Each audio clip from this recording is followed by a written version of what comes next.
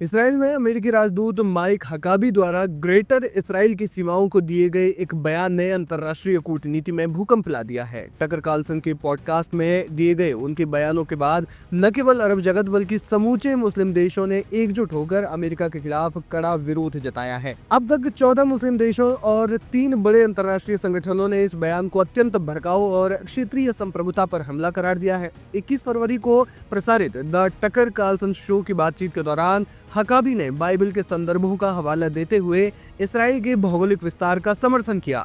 जब कार्लसन ने उनसे नील नदी से फरात नदी तक के ग्रेटर इसराइल के विचार पर सवाल पूछा तो हकाबी ने कहा कि इसराइल के पास उस पूरी जमीन पर अधिकार है जिसका वादा धार्मिक ग्रंथों में किया गया है। उन्होंने संकेत दिया कि इसराइल को मिडिल ईस्ट के एक बड़े हिस्से पर अपना दावा करना चाहिए, जिसे उन्होंने ओरिजिनल डीड बताया।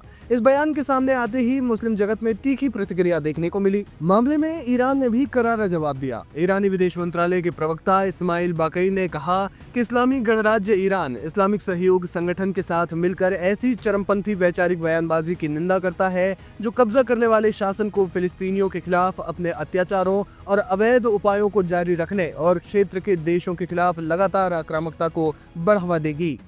सऊदी अरब, मिस्र, जॉर्डन, संयुक्त अरब अमीरात, कतर, यूएई, पाकिस्तान, तुर्की, Indonesia, Kuwait, Oman, Bahrain, Lebanon, Syria और फिलिस्तीन सहित 14 देशों ने आधिकारिक तौर पर इस बयान की निंदा की। सऊदी अरब ने हकाबी की टिप्पणियों को लापरवाह और गैर जिम्मेदाराना बताया। जॉर्डन और मिस्र ने चेतावनी दी कि इस तरह की बयानबाजी संप्रभु देशों की सीमाओं का अपमान है और ये क्षेत्र को युद्ध की आग में धकेल सकती है। तुर्की और पाकिस्तान ने इसे अंतर्राष्ट्रीय कानून और संयुक्त राष्ट्र के चार्टर का खुला उल्लंघन करार दिया। देशों के अलावा इस्लामी सहयोग संगठन यानी ओआईसी, अरब लीग और खाड़ी सहयोग परिषद ने साझा बयान जारी कर कहा कि एक राजनयिक के मुंह से ऐसी चरमपंथी विचारधारा का निकलना वैश्विक शांति के लिए खतरा है। ओआईसी ने कहा कि बयान उग्रवाद को बढ़ावा देने वाला है और फिलिस्तीनी मुद्दे के द्विराष्ट्र समाधान यानी 2 स्टेट सॉल्यूशन की संभावनाओं को पूरी तरह से खत्म करता है। चौतरफा गिरने के बाद माइक हकाबी ने सफाई पेश की। उन्होंने अपने बयान को बढ़ा चढ़ाकर पेश किया गया बताते हुए कहा कि उनके शब्दों का गलत अर्थ निकाला गया है। उन्होंने स्पष्ट किया कि इसराइल की फिलहाल अपनी सीमाओं के विस्तार की कोई आधिकारिक योजना नहीं है। हालांकि विशेषज्ञों का मानना है कि इस बयान ने अमेरिका की मध्य पूर्व नीति को भारी नुकसान पहुंचाया है और अरब देशों के साथ उसके संबंधों में अविश्वास की खाई थोड़ा सा गहरी हो सकती है। जानकार मानते हैं कि विवाद ऐसे समय में आया जब मिडिल ईस्ट पहले से ही अस्थिरता के दौर से गुजर रहा है। हकाबी जैसे उच्च पदस्थ अधिकारी द्वारा ग्रेटर इसराइल का समर्थन करना उन दावों को बल देता है जिसमें अमेरिका क्षेत्र के नक्शे को बदलने की गुप्त मंशा रखता है। संयुक्त राष्ट्र ने भी शांति की अपील करते हुए सभी पक्षों से संयम बरतने और अंतर्राष्ट्रीय सीमाओं का सम्मान करने का आग्रह किया है।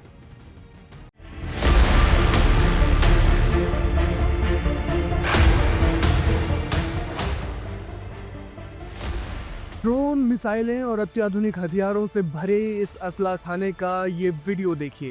ये वीडियो जारी किया है इराकी पैरामिलिट्री फोर्सेस ने। लगभग 2 मिनट के इस हाई क्वालिटी वीडियो में इराकी समूहों ने अपने असला खानों की एक विस्तृत झलक पेश की है, जिसमें खास तौर पर मुराद 5 जैसे आत्मघाती ड्रोन, लंबी दूरी की बैलिस्टिक मिसाइलें और हाल ही में विकसित किए गए सारम रॉकेट सिस्टम को दिखाया गया है। इराक के ईरान समर्थित शक्तिशाली अर्धसैनिक बलों यानी पैरामिलिट्री फोर्सेस, जिन्हें इस्लामिक रेसिस्टेंस इन ईरान के रूप में जाना जाता है, उन्होंने एक सैन्य प्रोपेगेंडा वीडियो जारी किया है। सोशल मीडिया पर तेजी से वायरल हो रहे इस वीडियो में न केवल हथियारों की प्रदर्शनी लगाई गई है, बल्कि सीधे तौर पर अमेरिका और उसके क्षेत्रीय सहयोगियों को गंभीर परिणाम भुगतने की चेतावनी दी गई है। रक्षा विशेषज्ञों का मानना है कि ये वीडियो केवल हथियारों का प्रदर्शन नहीं बल्कि एक रणनीतिक संदेश है। इसमें दिखाया गया है कि ये समूह अब केवल छापामार युद्ध तक सीमित नहीं, बल्कि उनके पास अब ऐसे ड्रोन और मिसाइलें हैं जो अमेरिकी वायु रक्षा प्रणालियों जैसे पैट्रियट मिसाइल डिफेंस सिस्टम को चकमा देने की ताकत रखते हैं। फरवरी 2026 की मौजूदा भू राजनीतिक स्थिति को देखते हुए ये वीडियो अमेरिका के लिए कुछ बड़े संदेश देने के लिए जारी किया गया है। ये वीडियो ऐसे समय में आया है जब ईरान और अमेरिका के बीच तनाव चरम पर है। इन समूहों ने स्पष्ट कर दिया है कि अगर ईरान की संप्रभुता पर कोई हमला होता है तो वो इराक और सीरिया में मौजूद अमेरिकी सैन्य ठिकानों को युद्ध क्षेत्र में बदल देंगे। इराक में वर्तमान में लगभग 2500 अमेरिकी सैनिक मौजूद हैं। ये वीडियो इराकी सरकार और वॉशिंगटन दोनों पर दबाव बनाने की कोशिश है कि अमेरिकी सेना को जल्द से जल्द इराक छोड़ देना चाहिए, वरना उन पर ड्रोन हमलों का सिलसिला और तेज किया जाएगा।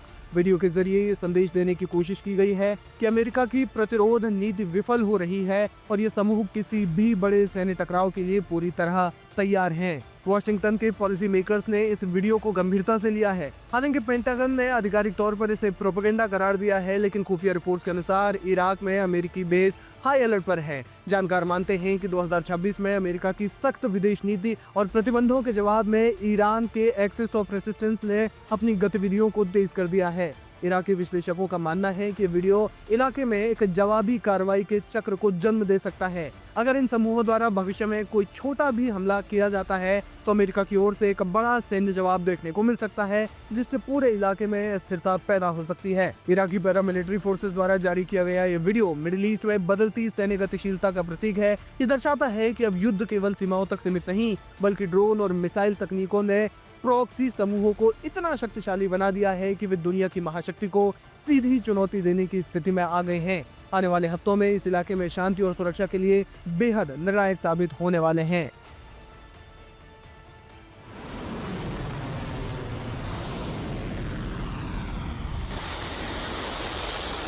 मिडिल ईस्ट में लगातार तनाव बढ़ता जा रहा है। ईरान और अमेरिका के बीच दशकों से चला रहा तनाव अब एक ऐसे मोड़ पर पहुंच गया है जहां कूटनीति की गुंजाइश खत्म होती हुई नजर आ रही है और सैन्य कार्रवाई की तैयारी अंतिम चरण में है। न्यूयॉर्क टाइम्स की एक हालिया रिपोर्ट और पेंटागन की गतिविधियों ने दुनिया भर के रक्षा विशेषज्ञों को चिंता में डाल दिया है।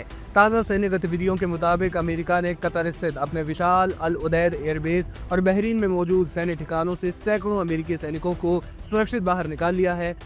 गौरतलब है कि बहरीन में ही अमेरिकी नौसेना की ताकतवर 5th फ्लीट का मुख्यालय है। पेंटागन के वरिष्ठ अधिकारियों ने इन खबरों की पुष्टि करते हुए इसे एक एहतियाती कदम बताया। विशेषज्ञों का मानना है कि अगर अमेरिका ईरान पर कोई बड़ा हवाई हमला करता है तो ईरान की पहली प्रतिक्रिया कतर और बहरीन जैसे पड़ोसी देशों में मौजूद अमेरिकी ठिकानों पर मिसाइल दागने की होगी।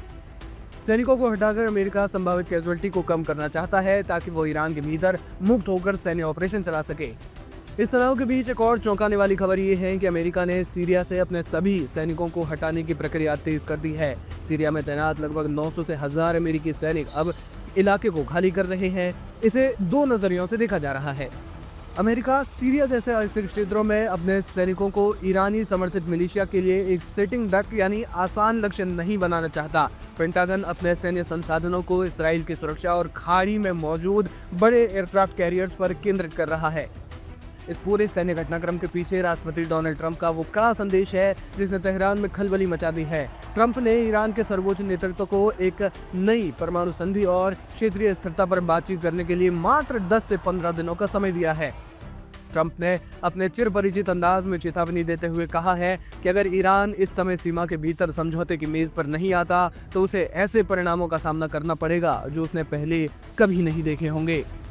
ट्रंप की पीस थ्रू स्ट्रेंथ यानी ताकत के माध्यम से शांति की नीति इस बार केवल मौखिक नहीं दिख रही, क्योंकि ओमान की खाड़ी और लाल सागर में 2 अमेरिकी विमान वाहक बोट यूएसएस गेरल्ड फोर्ड और यूएसएस अब्राहम लिंकन पहले से ही तैनात है। ईरान ने इस अल्टीमेटम और अमेरिकी सैन्य लामबंदी पर कड़ी प्रतिक्रिया दी है। ईरानी विदेश मंत्री अब्बास अरागची ने कहा कि उनका देश युद्ध नहीं चाहता, लेकिन अपनी संप्रभुता की रक्षा के लिए वो किसी भी हद तक जाने को तैयार हैं। ईरान ने अपनी फतह जैसी हाइपरसोनिक मिसाइलों और भूमिगत सैन्य अड्डों की तैनाती बढ़ा दी है।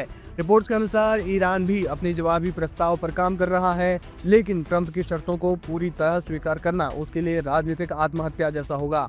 पूरी दुनिया की निगाहें अब मार्च 2026 की शुरुआत पर टिकी है। अगर 15 दिनों की ये मियाद बिना किसी ठोस समझौते के खत्म होती है तो इलाके में एक बड़ा सैन्य संघर्ष हो सकता है।